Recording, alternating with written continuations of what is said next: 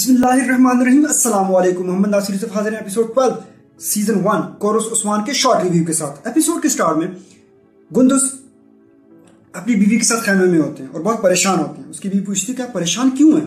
गुंदुस कहते हैं कि मैं उस्मान के लिए परेशान हूँ, कल वो मुकदमे में पेश होंगे, अगर फैसला उसके खिलाफ आया तो हम क्या करेंगे?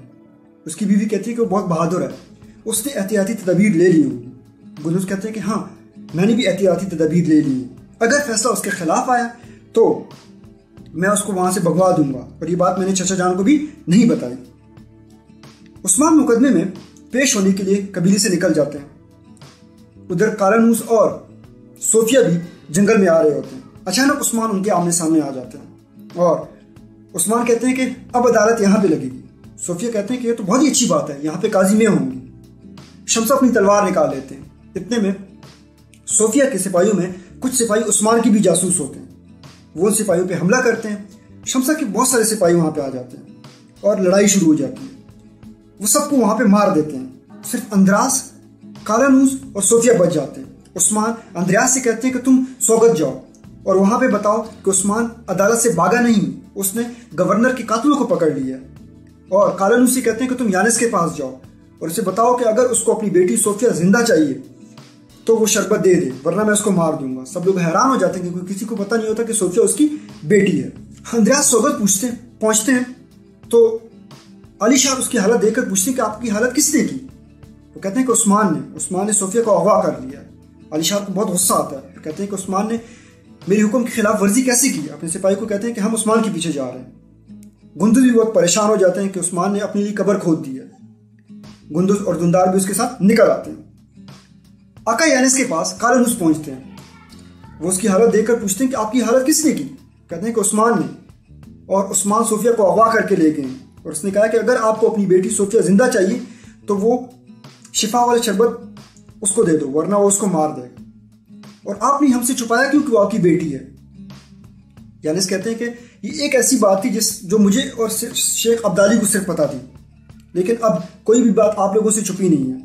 अब कत्ले आम का वक्त आ गया है।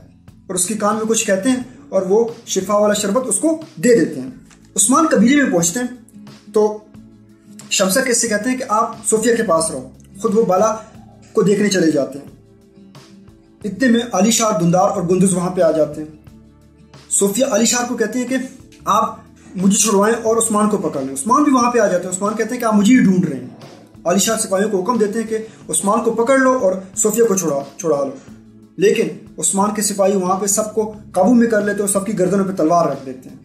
उसके बाद उस्मान एक तलवार निकालते हैं और अली शाह को देते हैं और कहते हैं कि मुझे बमसी साहब ने दी थी कि मैं उसके बेटे आइबस का बदला लूं, लेकिन मैं आपको देता हूं क्योंकि इन्हीं लोगों ने आइबस को भी शहीद किया, गवर्नर को भी मारा और बाजार पे हमला भी कराया। इतने में वहां पे कालानूस भी आ जाते हैं। अली शाह कालानूस से पूछते हैं तो वो कहते हैं कि हाँ, हमने हमला नहीं कराया, लेकिन आका यानिस ने करवाया था और उसी ने गवर्नर को भी मारा था और उसी ने आइबर्स को भी शहीद किया था।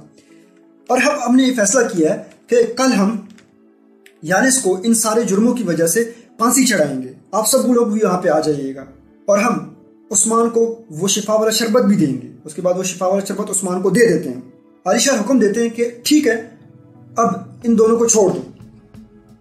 लेकिन उस्मान के सिपाही फिर दोबारा सबको पकड़ लेते हैं और सबकी गर्दनों पर तलवार रख देते हैं। उस्मान कहते हैं कि हम इसको ऐसे नहीं छोड़ेंगे, हम पहले बदला लेंगे। बमसी भी कहते हैं कि मेरे बेटे के बदला लिए बगैर हमको इनको जाने नहीं देंगे। लेकिन गुंदुस उस्मान से कहते हैं कि उनको जाने दो। तो उस्मान उनको छोड़ देते हैं और उनसे कहते हैं कि अभी बात खत्म नहीं हुई, अभी शुरू हुई है। कालानूस कहते हैं कि कल आप लाजमी आइएगा ताकि आप खुद अपनी आंखों से देख लें कि हम यानिस को फांसी चढ़ा रहे हैं। उस्मान वो शरबत बाला खातून के पास लेके जाते हैं, उसको पिलाते हैं तो वो होश में आ जाती है। उसके बाद वो अपने खैमे में आते हैं तो वहां पर कोहिनूर उसे कहते हैं कि दुंदार ने हमारे सिपाहियों को कैद कर दिया था, जिस पर वो बहुत गुस्से में आते हैं और कहते हैं कि अब हिसाब किताब दुंदार से हम लेंगे। दुंदार के खैमे में जाते हैं, उसे पूछते हैं कि चाचा जान, आपने मेरे सिपाहियों को कैद क्यों किया? दुंदार कहते हैं कि पहले तो आप मेरे बेटे का खून का हिसाब देंगे।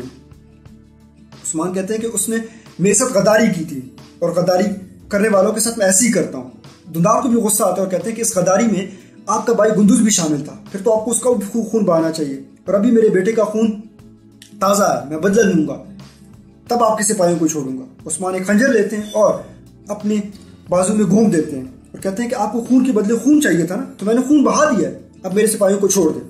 اس کے بعد گندز اس کو وہاں سے لے جاتے ہیں علاج کے لیے اور شیخ ادب کے پاس لے جاتے ہیں۔ شیخ ادب اسے کہتے ہیں کہ بیٹا زخم تو بھر جاتے ہیں لیکن کینہ بغض کبھی بھی ختم نہیں ہوتے۔ عثمان کے ساتھی بمسی کے ساتھ عثمان کا انتظار کر رہے ہوتے ہیں کیونکہ وہ سب قید سے نکل آئے ہوتے ہیں اور کھانے پر انتظار ہو رہا ہوتا ہے۔ عثمان لیٹ ہو جاتے ہیں تو ایک سپاہی وہاں پہ آ جاتے ہیں اور بمسی کے کان میں کچھ کہتے ہیں، تو بمسی کہتے ہیں کہ عثمان تھوڑے سے مصروف ہیں، ہمیں کھانا شروع کر دینا چاہیے، کھانے کو انتظار نہیں کروانا چاہیے، اور اسی پر قصہ کا اختتام ہو جاتا ہے۔ والسلام۔